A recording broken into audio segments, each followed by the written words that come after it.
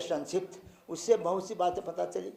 मैं जानता था कि उन्होंने किताबें लिखी हैं, और मैं भी जानता था कि वो बहुत सात्विक व्यक्ति हैं, लेकिन इस प्रकार का सांस का आना और सांस का जाना जो एक प्रकार से निर्गुण इस आधुनिक युग के कबीर और या सूरदास कहे जाए वैसी कविता उन्होंने लिखी है। और दर्शन, सत्य की खोज से बड़ा दर्शन और क्या हो सकता है, उस पर भी एक डॉक्टर ने लिखा।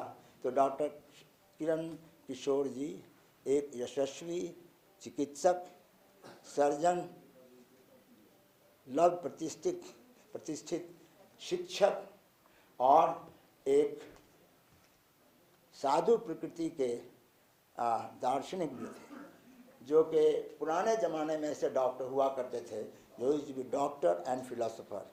ही was a doctor and philosopher.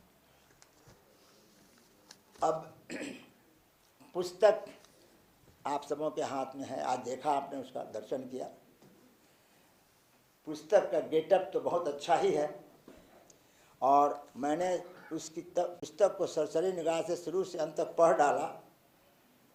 पढ़ने की बुरी आदत है मुझे, बुक वर्म था, इसीलिए मेडिकल कॉलेज के आनंद को ज़्यादा भोग नहीं सका, किताबों में ही पढ़ा रह गया।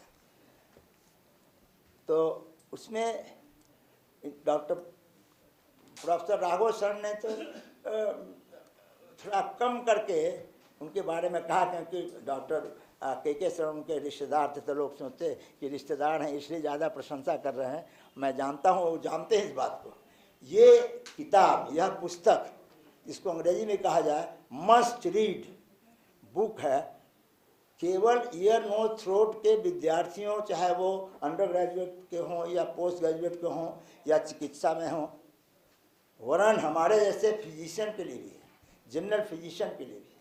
उसमें चक्कर, वर्टिगो के विषय में विशद चर्चा है, जिसको पढ़ कर मैंने ज्ञान हासिल किया आज। उसमें डिस्फेजिया, घुटने में दिक्कत है, उसके विषय में फिजिशियन के पास मरीज आते हैं। इसकी पुस्तक को पढ़ कर मुझे उससे ज्ञान प्राप्त हुआ।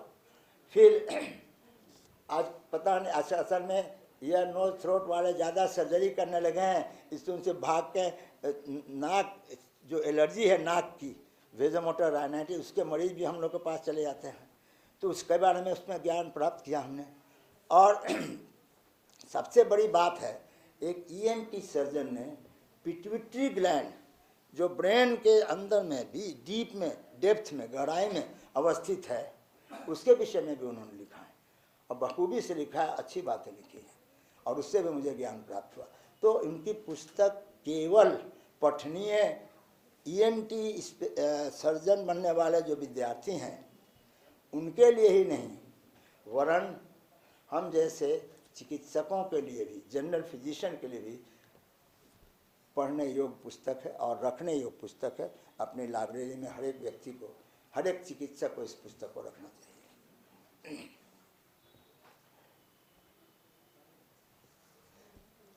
इसके अक्षर बोल्ड हैं।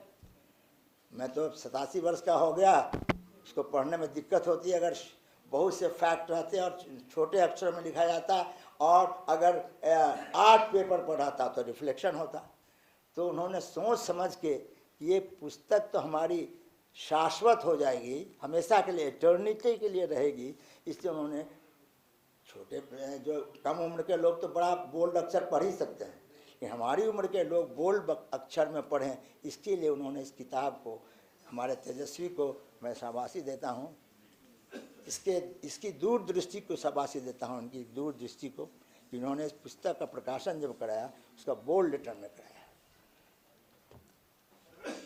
मैं ऐसे तो बहुत बातें कर सकता हूँ डॉक्टर शरण के विषय में और पुस्तक के विषय में, किंतु आप बहुत देर से बैठे हैं और हम लोग केवल भाषण देते जा रहे हैं, और हमारे डॉक्टर लखनलाल जी बार बार घड़ी देख रहे हैं, उनको जाना है। नहीं, डॉक्टरों का समय कीमती होता है, और आज वर्किंग डे है, इसलिए अब मैं अपनी वाणी को यहाँ विराम देता हूँ, और पूरे डॉक्टर के शरण के परिवार को साधुवाद देता हूँ कि उन्होंने उनकी पुस्तक को उनके देहावसान के पश्चात यहाँ लोकार्पण कराने का इतना भव्य आयोजन किया, उसके लिए उनको बहुत बहुत धन्यवाद। और डॉक्टर के शरण की पुण्य आत्मा को अपने हृदय के आगाह पुष्प श्रद्धा सुमन अर्पित करता हुआ मैं अपनी वाणी को विराम देता हूँ। बहुत बहुत धन्यवाद। बहुत बहुत धन्यवाद सर, आपके आशीर्वचन से हम सभी अनुग्रहित हुए और आपने अपनी उस आशीर्वचन से हम लोग और आगे बढ़ेंगे। और अब अंत में मैं धन्यवाद ज्ञापन के लिए डॉक्टर श्रीमती किरण शरण को यहाँ आमंत्रित करता हूँ। वो इस पूरी पुस्तिका की मेन जो रखना करना मेहनत करना वो उनका कार्य था और मैं आग्रह करता हूँ कि इसके बारे में बताएं।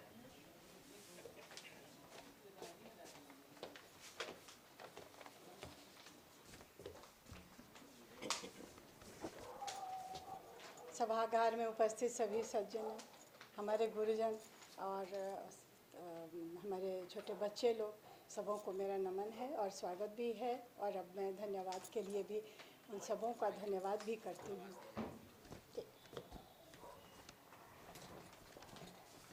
धन्यवाद करने का ये औपचारिकता जो है ये बहुत ही एक ऐसा है बोरिंग, सब लोग घबराए रहते हैं जाने का है, लेकिन ये औपचारिकता अगर खाली औपचारिकता रहे तो ये मेरे दिल की बात है। ये मैं अपने दिल की बात आप सबों को कहना चाहती हूँ। मैं कोई शब्द नहीं रख सकती, मैं मेरे पास बहुत सारे उद्गार के चीज़ नहीं है।